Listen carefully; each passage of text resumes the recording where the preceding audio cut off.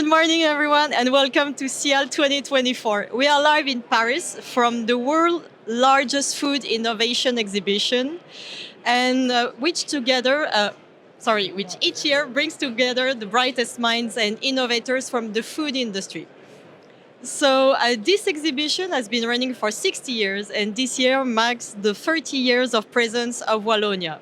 So in this context, Wallonia is represented by AWEX. We're here with Martine Leclerc.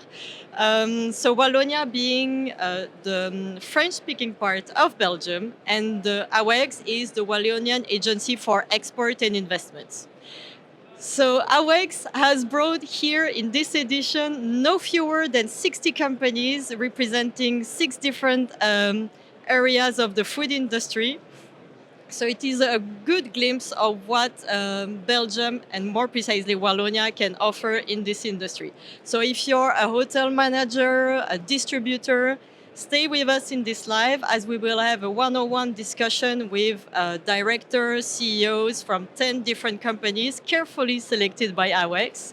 And so we will see what they can provide, what it is that they can offer, and what kind of, eventually, business partners they're looking for. So first, we will have a brief introductory word with Martine Leclerc, who is the Economic and Commercial Advisor at AWEX. So good morning, Martine. Can you tell us what companies can expect to gain from an event like SIAL? Good morning, everybody. Well, I'm very glad to be here with you. For us, SIAL is one of the flagship food event. So as you say, 60 companies, and they come to the trade show, first of all, to meet with existing clients worldwide, in the sense that SIAL is 30% of French visitors and 70% of international ones. So they can meet with all of the clients from South Korea, from Japan, from Brazil, from Canada, from Middle East, also of course from European Union, Italy, Spain. It's 285,000 people. It's huge. Of course, they also come to make new clients, and among these 285,000 people, you have about 8,000 major buyers worldwide. So potentially the trade show can be big for them. They also meet with potential providers or actual providers. There's about 7,500 exhibitors, if I remember well. So the show is a huge opportunity in all kind of matter. Also for startups, because they created now a startup events where a startup can meet investors. You also have talks. You also have innovation awards. So it's not just only exhibition, but it's everything that you can gain from participating in such an event. Right, indeed, SIAL is, as said, the world's largest food innovation exhibition, and actually we have exhibitors from all around the world and buyers, which altogether represent a purchasing power of 50 billion euros. So definitely this event can lead to very interesting business opportunities. So Martin, next question. So with all those exhibitors and investors, what should foreign investors know about Belgian companies? Well, we are bringing 60 to SIAL, but we have about 1,200 companies active in the food sector in Belgium. You can find them on www.food.be, or for the Wallonian one on wallfood.be. Food sector is one of the flagship sector. It's 25,000 employees and workers in the industry. So it means a rich ecosystem. An investor that would come to Wallonia can find all the value chain. So he can find providers, he can find people to optimize the process. We have also a competitiveness cluster, which is called Wagralim, which brings together the manufacturers, the food manufacturers, the food researcher, the institutions, the universities, with the aim of creating value among the whole value chain of the food sector. So mainly in nutritional and healthy foods, but also in biopackaging, for instance, in industrial processes. So there are many advantages actually of being in Belgium, besides the fact that it's also a market of 500 million people close by, with France, with Germany, with the Netherlands, with the UK. It's a knowledgeable workforce, so the employee of the food sector, they know their business, they know exactly how they can be useful, they are trained, they are productive, so it's a good quality of life, it's a paradise. And for those looking to distribute their products in Wallonia, what they can they find in Wallonia? In Wallonia and Belgium, it's another paradise for distribution. We have multimodality, easy access, warehouse, cold chain experts, also all the value chain in logistics. So if you are a company that wants to set up in Belgium, you want to outsource your logistics, you will find plenty of partners. If you are specifically, for instance, in the cold logistics chain, you will find warehouses, space, because it's not so easy to find warehouses, but there is no more space. You will find third-party providers. You will find freight forwarders. You will find the whole ecosystem, and mostly also with the Liège airport. It's a very important partner in the sense that the best way to transport fresh products is by air. And about 25 countries are shipping fresh products, perishable products, to Liège airport. That is very important to know. And the particularity of the airport is that you have on site the custom, the control border patrol, veterinarians also from the Federal Food Security Agency, the AFSCA. And they are working together with the importers, with the transformers, with the transporters, and with the industrial, so that all the logistics chain goes smoothly, and that reduces considerably the risk of loss and damages to the perishable food. And of course, there is also the autonomous port of Liège for all the inland waterways, the huge network. So in terms of distribution, Belgium is really a paradise as well. Okay, yeah, it seems like it. And what should they consider before entering the Belgian and more precisely Wallonian market? Are there any particular trends or customer behaviors they should know about? But first of all, we have a high purchasing power, and which is quite well distributed. So it's an ideal market. It is used by large companies, for instance, to test new products or innovation in the food sector. Another thing is, of course, it is Belgium. So you have different regions and communities. Each of them has its particular economy, its particular culture and business culture. We follow the EU regulation, which means that if you are a company that wants to set up in Belgium and want to sell food products in Belgium, you need to have a label in the language of the consumer. So we strongly advise, for instance, to have a label in 3 languages, or 3 national languages, which is French, which is Dutch, and which is German, of course, with English. And like that, you easily reach like already hundreds of millions of consumers, not only the Belgian ones. And how is Wallonia performing in the food industry and more precisely in the confectionery and ready-to-eat market? Quite well, actually. The consumers in Wallonia are really looking for organic products. In terms of maybe packaging, single-size packaged product is what is really the trends now. Convenience, in terms of where they can find the products, the convenience store, the big retailers, of course, like Deleuze, Carrefour, Colruyt are the main ones in Belgium and in Wallonia. In terms of product, the breakfast cereals, snacks, fruit snacks, are the ones that are really like trendy right now. What else can I tell you?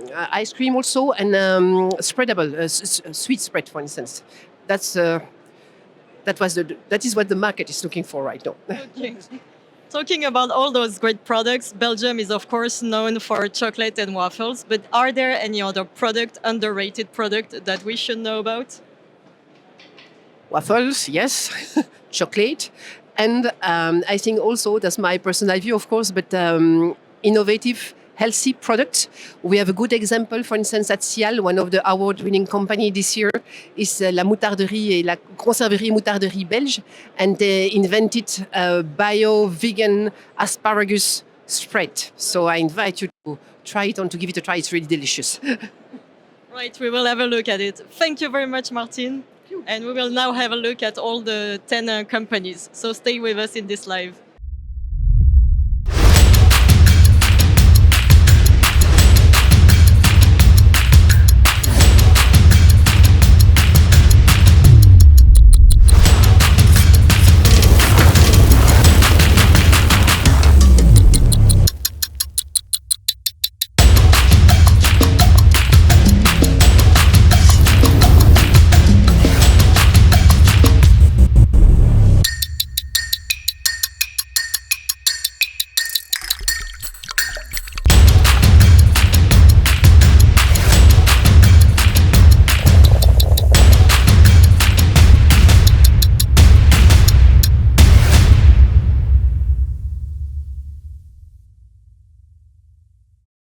and welcome back to our live. We're here with Castle Ingredients, an international company which specializes in the production and processing of diverse plant-based ingredients. In ingredients which can be either bio, halal, or kosher. And what is special about this company is that they have two gigantic green factories, so one of 35,000 square meters and another one of 30,000 square meters. And they fully operate on green, renewable energy sources. So good morning, Michael Schleifer. Schleifer. That's right. So you are a director at Castle Ingredients. Business, yes. Okay. What can you tell us about Castle Ingredients? How is the company today? Well, the company is growing. We have a new factory, which is the one which is 35,000 square meter, where we're going to be processing, and we started processing plant-based ingredients. Our specialty is thermal treatment, roasting, plant protein extraction from peas and beans. And we are also doing a lot of blends. And when you see the products we have around in the booth, we do a lot of roasting of such products which are breakfast mixes and mainly seeds and cereals. And so at this point we're developing new businesses for this new factory which was opened in January. And what are your best-selling products? I would say all of them are. I mean, it depends on the market. It depends on the market. It depends on the type of clients, because we have industrial clients, we have B2C clients. So it varies. Yeah. Uh-huh. Okay, and as you said, so your products are actually versatile. So they can be used for breakfast, for at any time of the day. So for snacking or cooking. So what's your distribution network look like? Well, we are selling, for example, to large supermarket chains for their creating their private labels. We also have our own brand for some who don't want to have a private label. Okay. We sell also in bulk for large industrials that want to do their own products. Our products go into baking applications. They go into all sorts of food applications. Yes. And so looking at the grain markets, it looks like it might be pushed by the growing trend towards healthy food. But concretely for you, what's the market like? What are the perspectives? We see that a lot of companies are looking for clean label. Less ingredients into products and cleaner label products. So all our products are focused on creating clean label, produced with green energy also, and everything we do, it doesn't involve any chemicals or water treatment or whatsoever. We're only working with powders and the raw materials. Yeah. Okay, this introduced my next question, because if I'm not wrong, you're also active in another sector, let's say the powdered milk one. Is that correct? Yes, so this is the other structure we have, which is doing specialty blends. So let's say if you have an ice cream factory and you want a special milk powder to produce ice cream, we're producing those. If you have a baking industry and you need the special milk types to produce your products, we also blend those. We make special preparations, and we have a capacity of 45,000 tons a year.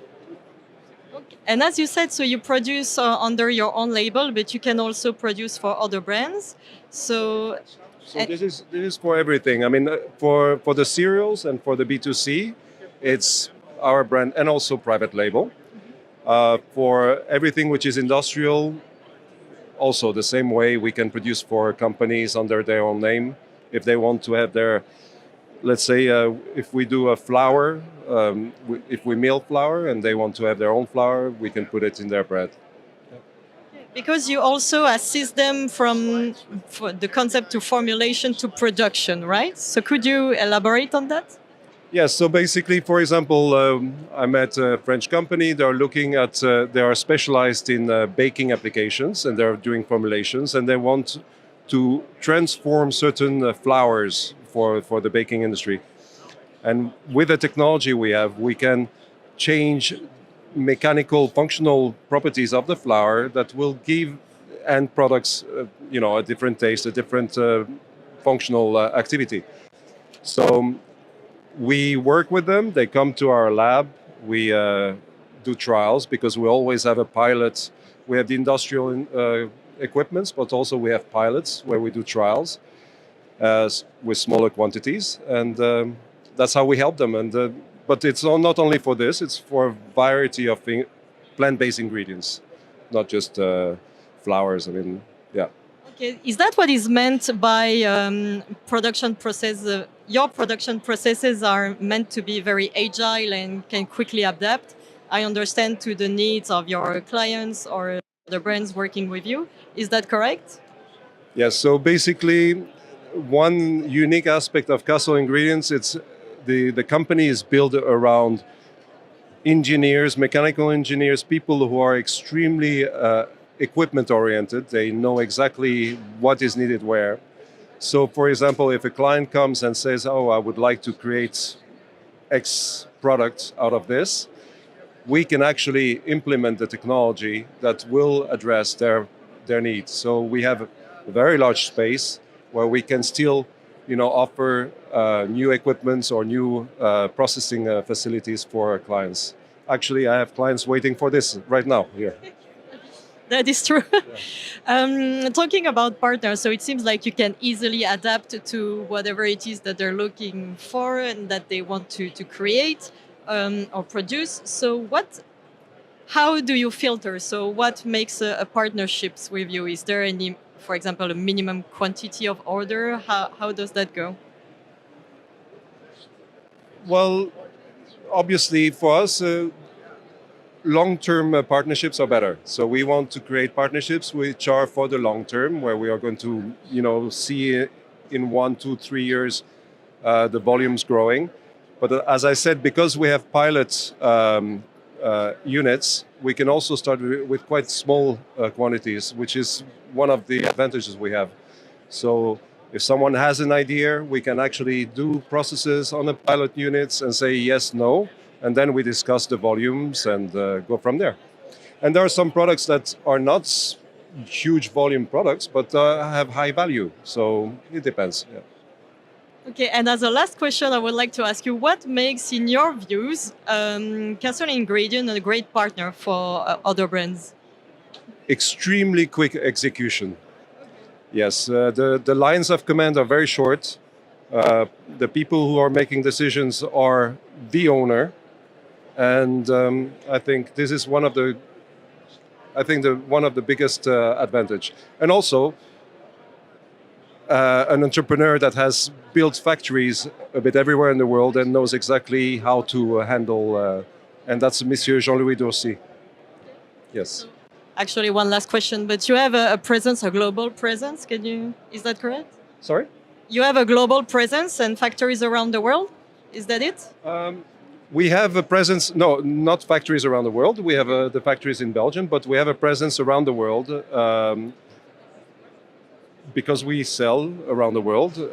Already the dairy business is worldwide. We have the plant-based business is starting, so this is also, we're finding, but the international customers, also customers that want to bring in goods into Europe, process them with us, and then sell them to the European market. So that's also the type of presence we have. Yeah. Perfect. Yeah. Thank you so much. Thank you. Thank you.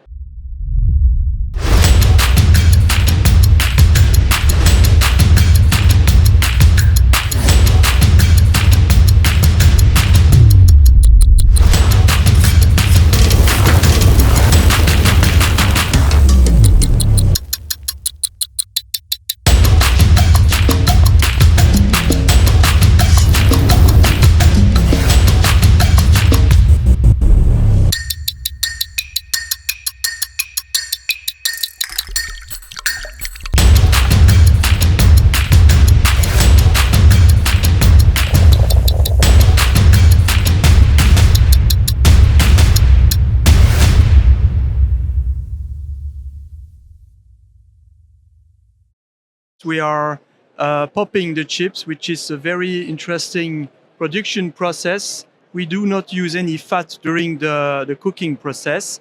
And it allows us also to work with different mix of inclusions. natural ingredients, making a wonderful, healthy alternative for the chips. And is this technique actually widely used, the one where we pop chips instead of frying them? It's becoming more and more trendy, and we see that there is a big momentum around pop chips. First start in US, now in the UK and in Europe. So there is still plenty of opportunities for us. Okay, and last year you invested 21 million in a chips factory. So before this, you were already able to produce 250 tons of chips per month, which is already impressive. But now, what about your producing capabilities? So now with this big investment, we have doubled the production capacity. So we will aim to produce about 500 tons a month. And with the possibility to still increase again the company because we are really convinced that it's only the really start of a wonderful adventure. Okay, yes, indeed. You seem to be operating in a well, there is a growing demand for healthy food, right? So it seems like you're operating in a thriving market and you've experienced an annual double-digit growth over the past few years. So who are your main buyers? And actually, since you said there are good perspectives, so you are now about to double your production capacities. So how is the market looking like and who is interested in these products? So indeed, there is a lot of potential on the healthy snack market. We are one of those players with the pop chips that we do. We focus only on that product. Our core business is producing for other big food brands, chips brands around the world. We see more and more growing demand from small to big brands, from conventional chips to sport nutrition. So we saw the momentum is now moving. We see some more of those chips coming on the Benelux, the Nordic markets of Europe. So it will arrive also in France, in South Europe, and hopefully Middle East, Asia. Okay, and can we just briefly have a look at those products? Yes, we are very proud to show that to you. So these are our new brand that we are launching at the SIAL. We call it Pop Line, and it's a new opportunity for us also. It came from the feedback we got from lots of fairs that we did, that it was needed to have also a nice little brand to propose our best know-how to our clients. All right. And while eating healthy is now trending, it's actually been 20 years that you're on the market. So the company started first with Diabeticum, right? So you focused on food for people suffering from diabetes. So how have you seen all this market evolving since you're operating? Well, what we decided to do when the company starts, indeed, the name was Diabeticum, and we were firstly more a diabetics product distributor, but very quickly we decided to change the focus and to start on working only on pop chips, because we could feel that there were a strong demand coming first from the US. So we decided to rename the company Nutradia, focus only on a healthy snack solution, and try to expand pop chips all around the world. Okay, and so you operate under your own label, but you also produce under private ones. So when it comes to your brand, what is your distribution strategy? So yes, we do both. As I explained, core business is private label, custom puppet chips that we do mainly for big chips, food, nutritional sports brands. Also private label for retailer. And we have this new brand here that will be available for importer, distributors, or even retailers. It's a more easy solution. It's ready to be sold directly, and it doesn't need huge quantity as tailor-made product. Okay, and we talked about the main markets, but who are the main customers? I am sorry, but I can't give you any names. I can explain to you the main customers are the biggest food brands in the world. So it's with a lot of pride as still a small Belgian company that we supply those huge food group coming to a company, auditing the company and having the product made for them in Belgium. Okay. And given Nutradia's strong position and growth, what do you hope to achieve at an event like SIAL, for example? Well, we have different targets at SIAL. First, of course, is to see all our existing clients coming here, having some feedback, presenting new flavors, new products, thinking how we can continue to grow together. And then, of course, meeting new client, new prospect, presenting new brands, feeling the opportunities of the markets, the new trends. So it's a very interesting event for us, and we will continue to be present in the coming years. Okay, yeah, maybe we'll see you in 2 years then. For sure. Thank you very much. Thank you very much.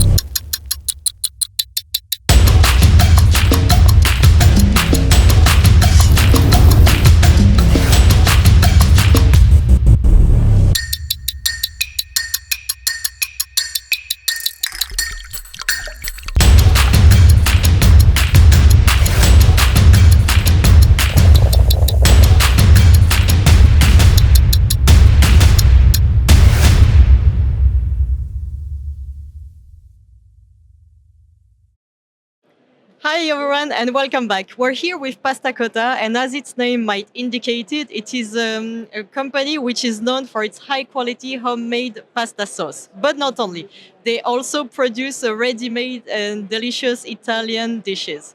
So we will dig a bit deeper into this with Quentin Villani, the sales manager at Pasta Cotta. So Quentin, could you describe us Pasta Cotta? What's the company like today? Yeah, so Pasta Cotta is specialized in high quality Italian cuisine. We work with fresh ingredients and we make everything from the sauces to pasta in Belgium. We can sell the pasta and the sauces separately, but we make mostly ready meals for HoReCa, food service. Our final customers are mainly catering industry and a restaurant, cafe, for example. If you have a restaurant but you don't have, or a cafe, you don't have a complex kitchen, we can supply you with ready meals, ravioli, for example, if you want to add more dish to your menu, for example. And it's high quality cuisine to your home, I would say. And our motto as you can see behind you, gusto autentico, passione infinita. And what's the reasoning behind offering both ready-made sauces and ready-made dishes? I mean, you could have focused only on one or the other, but why both? Yeah, but some of our customers just wants like the pasta and they make their own sauce. So we do that. We are very flexible. We are a small team of 6 people. So we are not like the big ones. If you need only the sauce, we can make only the sauce for you. If you only need the pasta, we can make the pasta only for you. And if you need ready meal, for example, that's our main product. We can supply you as well. Okay, now you say that you're only 6. So how is the company organized to provide both those product lines? Yeah, it's very simple as we are a small company. So the boss is also the production manager. He has experience in the food industry, so it's not a problem for him.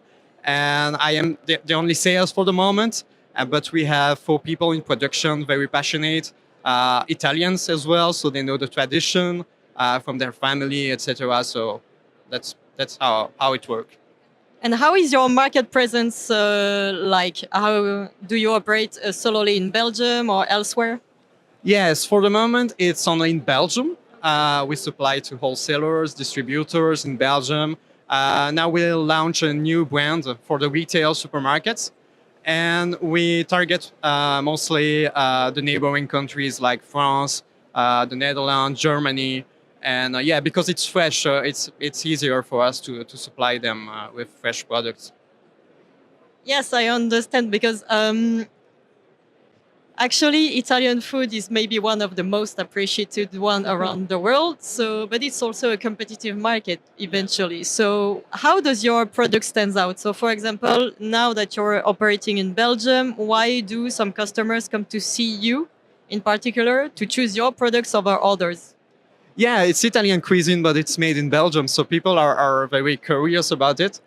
They want to know how. But yeah, you know the history. There is a lot of Italian immigrants in Belgium, so we try to reproduce the same. And how we differentiate ourselves, we make different meals for different needs. So, for example, if you are a vegetarian, we have a lasagna verde, for example, for the vegetarian. We have lasagna with meat, with only fish, with only cheese, and it's ready meals. Okay, talking about this, so you seem to expand your portfolio of products, but what are your more globally your expansion plans? Yeah, as I said, we target mainly neighboring countries like France, Germany, because it's easier for us to supply fresh products for the moment. And outside of Europe, if there is an opportunity, for example, we have a Japan lead, and yeah, but it's more complicated. So for the moment, we target mostly neighboring countries. Okay. And what's the reasoning behind your presence at SIAL? Are you looking for new partners, new clients? What is it that you're looking for here? Yes, we especially retailers because we developed a new brand, 400 grams for individuals to supermarkets, etc. So yes, we target mainly retailers, but as well distributors, etc. Okay. And if you could now envision Pasta Cotta in 3 years, how would it look like? We must be ambitious. So I would say that we would like to be the market leader for the Benelux and for France, neighboring countries. And even if we are not the market leader, we can still get some parts of the market, and that's good for us. Okay. Thank you very much, Quentin, for presenting Pasta Cotta. Thank you.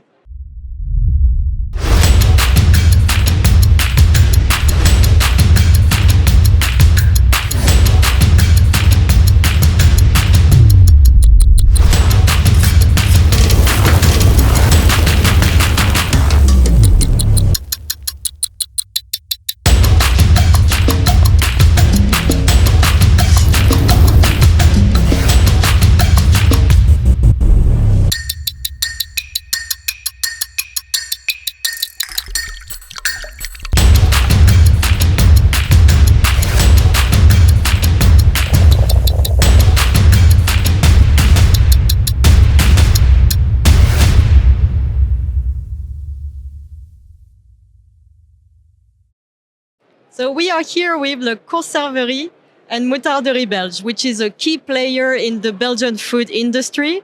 So actually, it has been producing sauces, dressings since 1953. And what is special about this company is that despite its growth, it has remained a family business. So now the company is managed and controlled by the third generation of owner. So Perrine, good morning. And so you are a sales manager at Conserverie and Moutarderie Belge.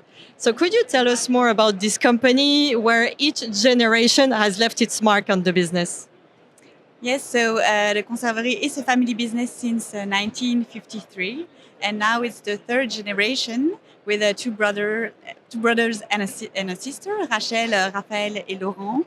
And each generation marked its generation. The first one launched the mustard, and then the second one launched the prepared meals, sauces, and now the third generation developed the organic market with veggie spreads that you can see here. Right, indeed. So you even won a prize here at SIAL. So they gave you a prize for one of your sauces, right? Yes, for a spread. Asparagus spread is a new recipe that we launched this year. We gave the innovation prize because I think that it's a new taste in the spread. Okay. Interesting. And more specifically, so the third generation has, as you suggested it, has completely revamped the strategy of the company, now focusing on sustainability. So how has this shift impacted your production processes? They decided to launch the products in the organic market with a veggie spreads, for example. And it was the first project. This was the organic market. Then in 2022, they decided to use a reusable jar and to create a new brand, which is called Maria and Franz. And so they needed to change the way to produce a bit because they had to use other jars which are reusable. They had to use other labels because these need to be removed with in the washing process. And for that, they worked with a partner. Which is called Bring Back. It's a startup company in Liège who is in charge of the cleaning of the jars.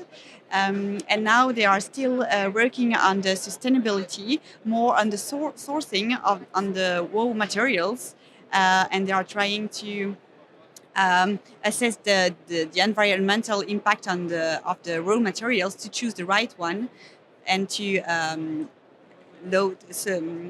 diminish the environmental impact on the recipes. And as you said, so actually you have a lot of different brands. So you have Marie and France, as you said, La Vache qui regarde passer les trains. So a lot of brands which are actually well known in Belgium. But regarding Maria and Friends, as you said, there is this deposit system, which is quite innovative. So it is a system under which customers can come and bring back their bottle, and so it is being recycled. And apparently it works very well in Germany. Is that correct? Yes, so this brand, we launched it in the German market first. And now, 2 years ago, we decided to test it on the Belgian market as well. So it's really simple. Customers buy the product as usual. And then when it's finished, they bring it back to the supermarket, to the shop, and they receive the deposit back. And so here we then take the jars back, and we work with this company that I told before, Bring Back, which is washing cleaning the jars to be reused again in our production process. And is it Belgium is in demand of this deposit system? Is it working well? Yes, we see a demand for the food products because in Belgium we have already a deposit system on beverages like beers or water, but we see a real demand on food because it's not really used in Belgium. It's not used anymore in Belgium, this deposit system. So we are working with different clients to develop different brands with reusable jars. Right. And talking about this, who are actually your customers? I understand they might be quite diverse because you have different types of products. Yeah, so we have different brands. We have our own brands. So with some brands, we are on the organic market with La Vache qui regarde passer les trains, for example, with almost all organic shops in Belgium, but also in Germany and in France. With other brands such as La Délicieuse, we are in a gourmet shop in Belgium, or we are also in organic shops in France at Biocop, for example. So we are mainly in Germany, Belgium, France, and a bit in Luxembourg as well. And you've talked about one of your new initiatives, but there is one. It's a new venture called Footprint. Can you tell us more about this initiative? Yes, in 2002, we decided to create Footprint. Footprint is a startup in the distribution and logistics and distribution. And the objective of Footprint is to collect the reusable jars of this brand, Marie and Friends, at the shops and collect them to do the reverse logistics to bring them back to this company, which is cleaning the jars, and then Footprint is Sorry, a lot of people here. Yeah, there are a lot of people passing by. Yeah. So the real objective of Footprint is to organizing this reverse logistics for the jars to be able to deliver more than one brand in circular jar in Belgium, Germany, and France. And are you looking for other partnerships, for example? Yes, for this project of circular jar, for example, we are working with clients. We are looking for clients who are ready to test this circular project because we are the distributor, we are the producer, we have partnership for the cleaning, but we need clients who are ready to test with their customers to explain their clients what is the environmental impact of these reusable jars. And so we are looking for new partnerships in France, Belgium, and Germany to go ahead with this project. Okay. And actually, as a conclusion, looking ahead, so what are your expansion plans, for example? And how do you think that eventually the fourth generation of owners will want the company to look like? So I'm not from the family, but I guess I hope that the fourth family the fourth generation will be the next one. I know that there are already five kids in the family, so we hope that they will be the next ones to keep this company a family business. Okay. Thank you very much. Thank you.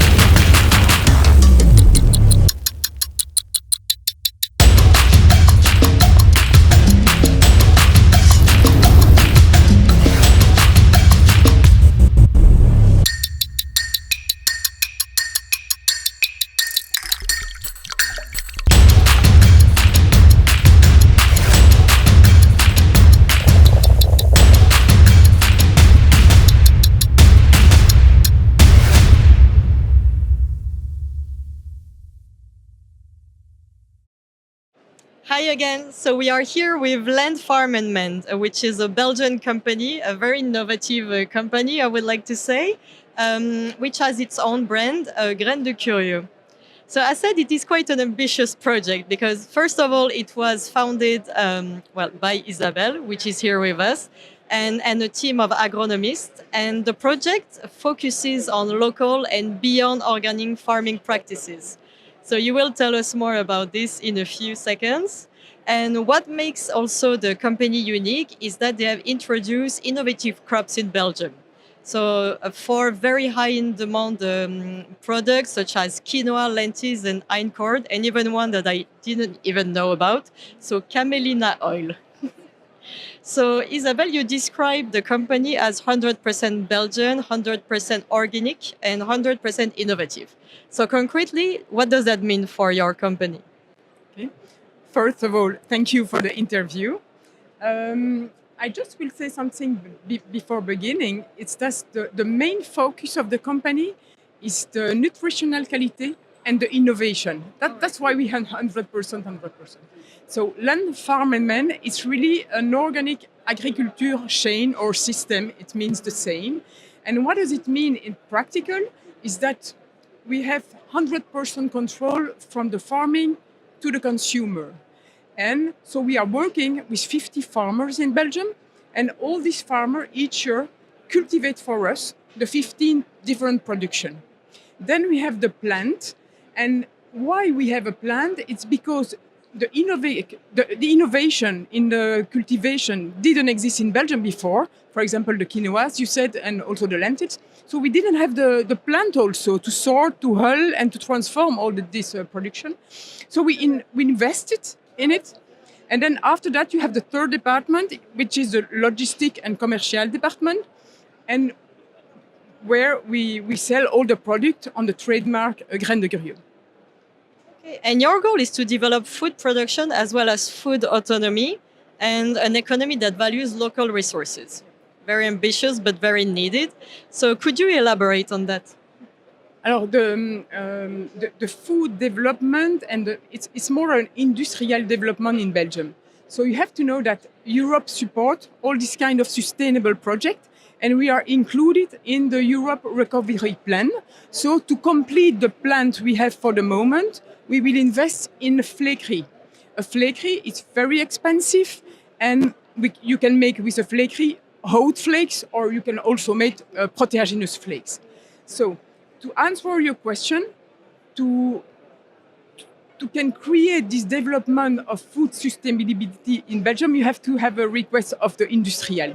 And the industrial is interested in a local production because during the COVID, they had a lot of problem to the approvisionment. So that's why for 20% of their production, they are interested to have a local sourcing. And these are actually the products in question, right? These are the production in question. We have 15 different production, and we have, I would say, 25 different products to sell. But we sell on the trademark Graines de Curieux, but as I said, we sell also to industrial in bulk.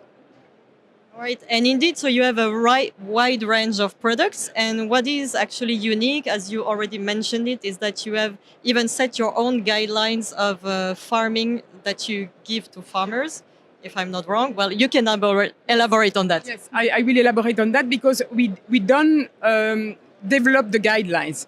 The guidelines exist because this kind of culture, like leguminous, like associated crops, exists in south of France, in Italy, north of Africa. So we didn't reinvent the thing.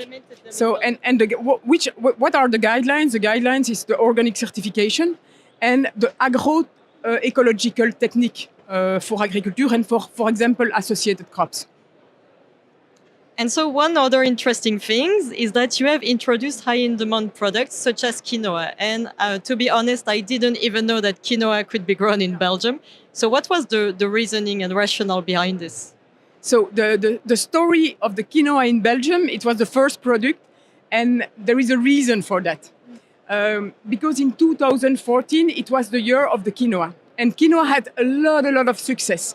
And so we tried, because before made this company, we were in the field management. And so we tried to cultivate quinoa to feed the wildlife in Belgium. And we succeed in it.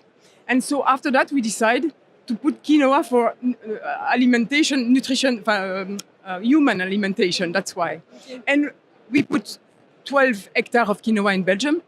And then we had a lot of success because, for example, catering, restaurant, and organic shop knew that there were quinoa, and so we sell everything the first year. So it gave us the opportunity to continue and to cultivate the 15 other production. Okay, and you also oversee the transformation process. So in-house, you're able to produce diverse things like oil, crackers, and more. So how does that work? So practically, we receive the production after the harvest in truck. And so we have to sort the lentils and sort it at 99.9% of property. And we hull some product and we press oil. And in a few months, at the end of the year, we will have a flakery. And so it gives us the opportunity to diversify the product and to have an added value to this product. Like for oats, it's flakes, and it can also be the flour to make vegetable milk. And what about your distribution? Because you have then your online platforms, and then you mentioned that you're dealing with restaurant, if I'm not wrong. So how is it organized? Alors, we have our own platform, but it's not the main thing, no. We are working, for Graines de Curieux, we are working a lot with distributor, and we are looking for distributor here in Europe. And for the bulk, it's more with a truck of like this, in direct with the industrial. Okay, and why are you, for example, willing to be here at SIAL? Are you looking for the customers to expand in other key markets? So as we have a plant, we have to make volume. So we develop partnership with industrial, and there are some of industrial here from Belgium we are working with, and also French one. That's the expansion for the industrial part. But we have also the expansion for Graines de Curieux, and we are looking distributor also for that, but it's another kind of commerce. All right.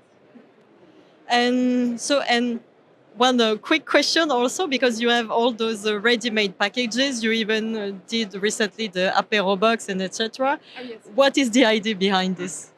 The idea is to develop the sustainable corporate gift. Okay.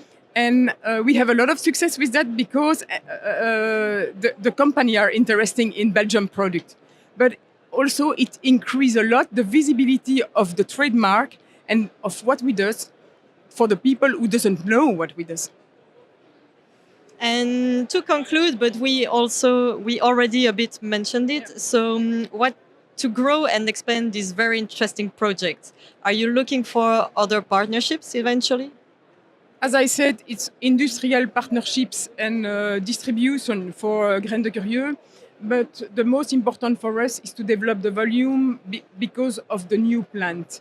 And for that, you have to develop quality and you have to be concurrential of the European market. Okay, thank you very much, Isabelle. Thank you to you. Thank you. So thank you very much for following us in this live. It was definitely a pleasure for us to discover all those passionate entrepreneurs, all the different initiatives taking place in Belgium, more precisely in Wallonia. So whether you are a food enthusiast, a distributor, or hotel manager, we really hope you gain valuable insights. And if you want to have more information about it, you can go on the link here below, investwallonia.be. And as far as we are concerned, I hope I'll see you in 2 years. Bye-bye.